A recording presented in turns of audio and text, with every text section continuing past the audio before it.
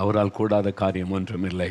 40 வருஷம் எப்படி மதுபானம் ஒரு மனிதன் எப்படி மாற்றுறது பார்த்தீங்களா?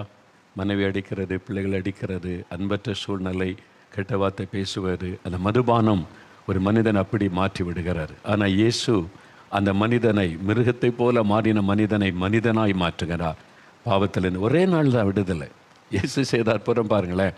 அவரை சந்திக்கணும்னா முதல்ல ஒரு சுகமளிக்கிறதை செய்யணும், தன் வல்லமை அவருக்கு காண்பிக்கணும்னு சொல்லி ஆண்டவர் வியாதியை குணமாக்குகிறார். ஏன்னா மனைவியினுடைய ஜெபம், அவ்வளோ அடி வாங்கினாலும் உதப்பட்டாலும் அந்த மனைவி தன் கணவனை நேசித்து ஜெபிச்சாங்க பார்த்தீங்களா? நல்ல கவனிங்க.